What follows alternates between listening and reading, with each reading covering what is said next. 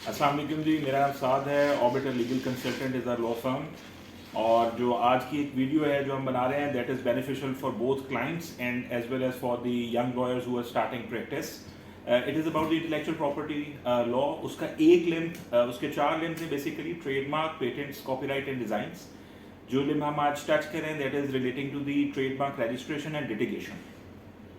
Trademark जो है वो किसी भी शख्स ने जो भी कारोबार एक रजिस्टर करवाया है, that is like a baby. लेकिन उसका जो लोगो है, जो उसका नाम है, that is the name of the baby.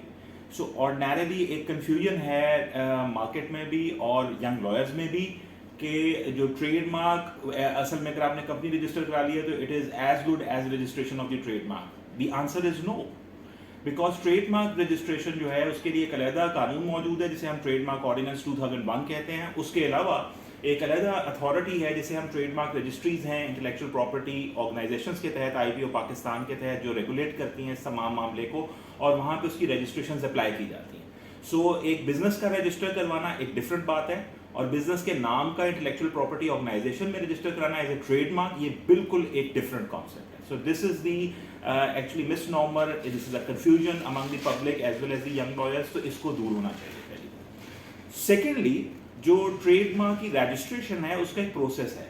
अमूमी तौर पे एक और कन्फ्यूजन है, लोग सिर्फ अप्लाई करते हैं जिसे एप्लीकेशन फॉर्म कहते हैं ट्रेडमार्क का, TM1 फॉर्म, और उसके बाद वो एक्नॉलेजमेंट आ जाती है 21 दिन के बाद, and people are very happy that हमारा ट्रेडमार्क रजिस्टर हो गया। That is not true.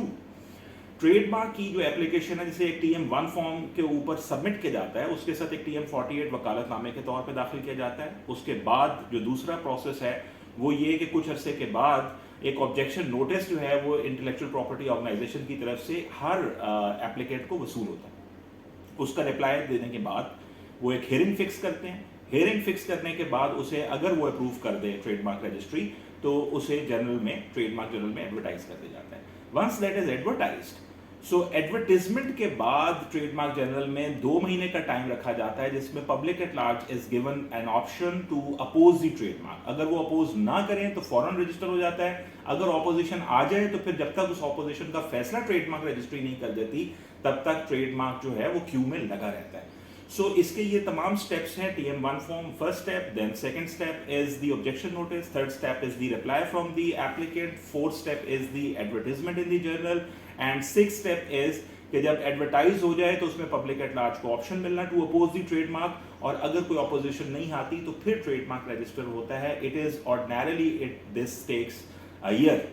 सो ये चीजें आपके जहन में होनी चाहिए for the registration of trademark. जो दूसरा कॉन्सेप्ट है that is about the litigation.